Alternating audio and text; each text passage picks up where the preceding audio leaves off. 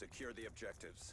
Hey, what's up guys, it's Rich and welcome to another commentary. This one is going to be on slums on headquarters, and you can look at me busting out the tactical insertion. This gameplay is pretty cool. I decided to show you the whole gameplay unedited for the full 15 minutes of the game, and it's basically me and Ali were playing headquarters last night and we got put against this clan, as you can see, HGPL, and they were a Polish clan and they had hosts, so our connections weren't too good. They dropped down to like 3 bar all the time as well. And me and Ali decided that we would stay in this game and try to win the game for our team despite playing against a full 6-man party. And this sort of gameplay is something I don't really do often. Usually I just cherry pick the games so that you guys get to see the most entertaining ones, or like the best scorelines or whatever that I get. But I thought that this gameplay was really entertaining. You can see me struggle on the objective. I finished with a load of kills, a load of captures, and there's a load of action, so it's actually really entertaining to watch. So hopefully you guys enjoy it, and if you enjoy like gameplays like this where I don't edit it out and it's like a struggle against a full team, and then be sure to let me know, because I will go out of my way to try and get some more. So today what I'm going to be doing is another question and answer, and it has been a while since I've done a question and answer video, but I do like doing them because it lets you guys ask me a load of questions, obviously, and it lets me answer some of the most frequently asked questions that I get asked, and hopefully it'll clear some things up for you guys as well. So this time I went on my Twitter account and I said spam me with questions, and I left a tab open on Twitter, and after half an hour I went back to that tab and I had 316 new interactions. So I've got a wide variety of questions that I can answer this video, and the first one that I'm going to answer is from someone called Rage WTF, or at ToxicSpit99, and he asks me, what kind of microphone do you use for commentaries? Now, the one that I'm using at the moment is the microphone that comes with my headset. The headset that I use is the Triton AX Pros, I believe they're called. And if you watched my stream yesterday or the facecam video that I did a few days ago, you'll see that it's just a microphone that goes into my headset.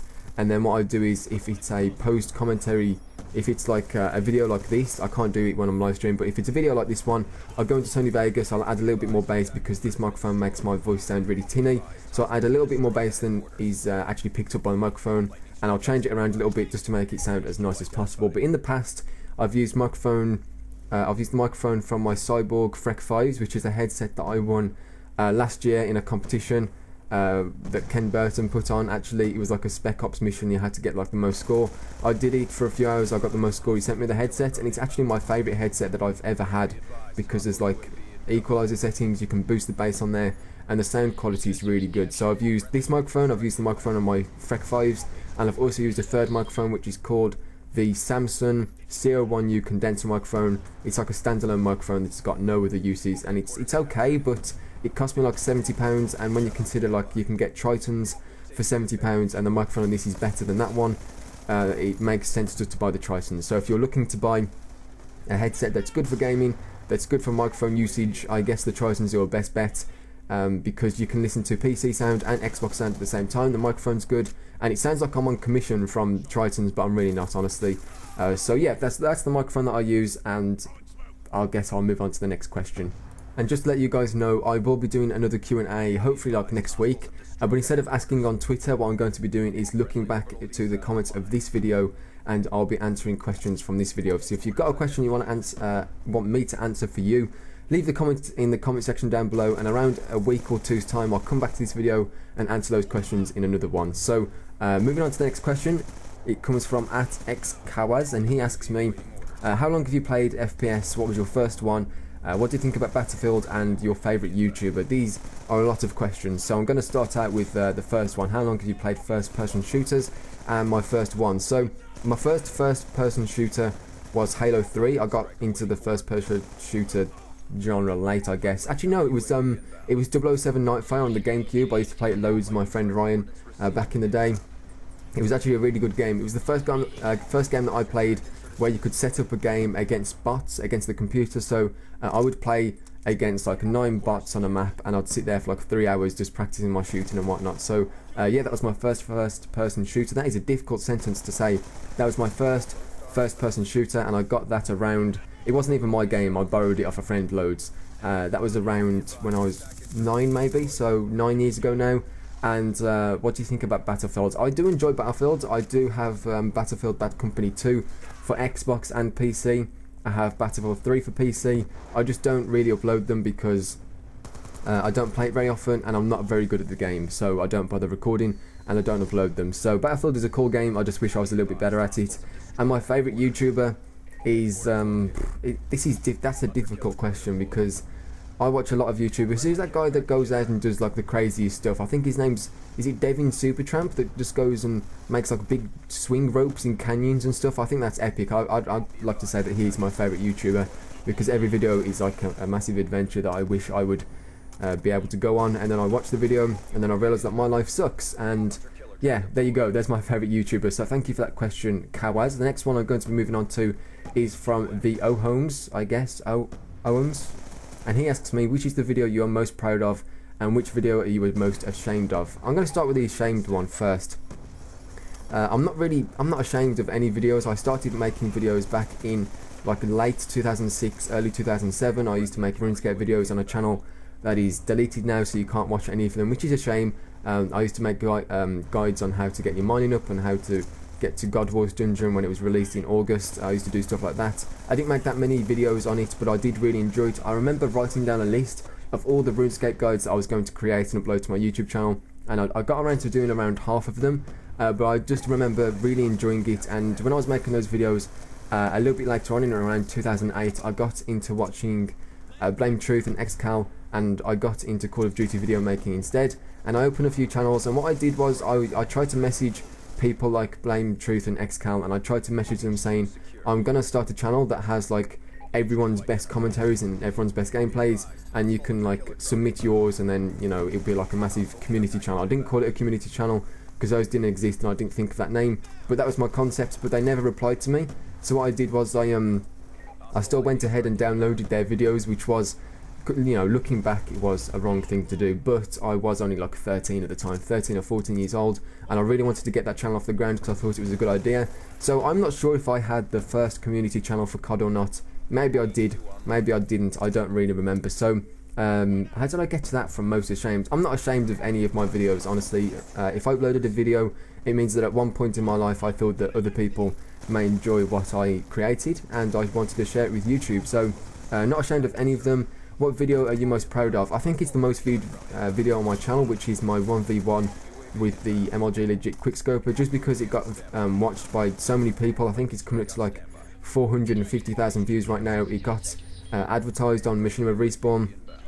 My friend Chibi2142 was talking to like Mr. Sark and everyone about it, which was awesome to see as well, because I love those guys. I love Mr. Sark, he's a friggin' legend, and it's a shame to see him quit Machinima. So yeah, that's the answer to your question, Oh Holmes. Thank you for that one. The next one is going to come from @JF_6 or Jared, and he asks me, why do you always knife when going up a ladder? Now, it's for one reason and one reason only: to shorten the animation sequence of you pulling your gun out when you get to the top of the ladder. If you just climb a ladder on Call of Duty, when you get to the top, you have to pull your gun out. But if you knife as you're going up the ladder, the animation starts before you actually get to the top, where you pull your gun out. So basically, in the simplest form, it allows me to pull my gun out faster, and hopefully if there's someone at the top of the ladder and I get into a gunfight with them, I'll be able to kill them quicker, I guess. So thank you for that question. It is one of those questions that I get asked a lot in my gameplay. So let me see. The next one is going to be from my friend Jordan, or @BlindAFK.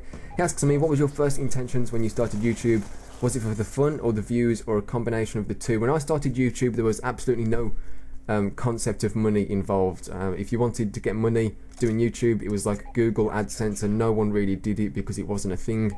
And then around 3 months after I started my YouTube channel and I was uploading, people were partnering up with Machinima Respawn. I remember Only Use Me Blade partnering up, I remember Hutch, and what they would do is they would exclusively upload to Machinima Respawn because that's how they get money, and then they'd just post videos on their main channel linking to Machinima Respawn. That's how it kind of worked back in the day. So when I started, views were important to me, but I did also do it for fun as well. Those things were tied in together, really. Let me show you an example of that. The second ever video that I uploaded was an M4 Carbine TDM on Call of Duty 4. It was the 4th of September 2009, and overnight that video got 100 views or something. I think it was like 105, and I remember freaking out. I just thought of what 100 people would look like as a crowd, and I thought that all those people had watched me play Call of Duty for whatever reason, and it was a load of fun.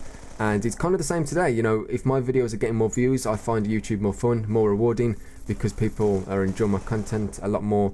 And of course, nowadays I do have a monetary incentive because I've got bills to pay, but everything's working out fine. So I'm really happy with how it is at the moment. So thank you for that question, Jordan. I'm going to move on to the next one, which is from @MattyNorm, and he asks me even, can you say your alphabet backwards after 3 shots at vodka? And I honestly, no, just no is the answer, because I can't even say it backwards whilst completely sober. So thank you for that question. Next one is going to be from Edward Penn, or @EdPenn13, and he asks me, what are you most nervous or excited for about university? The nervous side of it is the work. If you don't know, I feel like I've mentioned this 8 million times, but I'm just going to say it anyway for the people that don't know.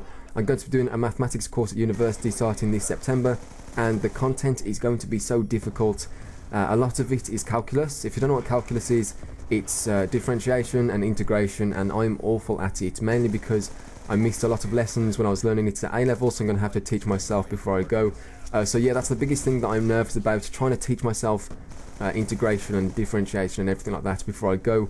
And the increasing workload, because at the moment I can go to sleep whenever I want, wake up whenever I want, and make a video whenever I want. And if I don't feel well, I don't have to make a video. There's no pressure because I work for myself. But going to university, there's going to be obviously attendance that I have to keep up, all the lectures that I have to go to, and the essays and whatnot that I have to do. So I guess what I'm most nervous about is the workload and the responsibility, and what I'm most excited about is just meeting new people, to be honest, because all my friends have kind of gone off to their own little universities, and I'm left on my own, and the only time I get to see them is when they come back from university, which is like every 2 or 3 months or whatever. So I'm looking forward to meeting new people, and yeah, that's pretty much that question done. So thank you for that one, Edward. Next one is going to be from, I'm sorry dude, I cannot pronounce your name. I think it's Jokul Mani, and if I've butchered that, apologies, do not be offended. It is just me being a complete noob. So he asks me favourite song and favourite music genre. So my favourite song is either Hearts Burst Into Fire by Buddy for My Valentine, or 40 Days by Bless the Fall. And my favourite music genre is melodic metal. Favourite bands include Bless the Fall, Killswitch Engage, Avenged Sevenfold are pretty good, and Memphis Mayfire are actually pretty good as well. I've started to listen to them recently. And yeah, that's pretty much it. I do enjoy a wide variety of music. Like, I'll listen to rap, I'll listen to drum and bass and dubstep and all that sort of stuff, but the music genre that I listen to the most is easily melodic metal, bands like, the ones that I've already listed off. So yeah, thank you for that question, even. The next one is going to be from Zachary Johnson, and he asks me, how long did it take you to get Diamond Pistols?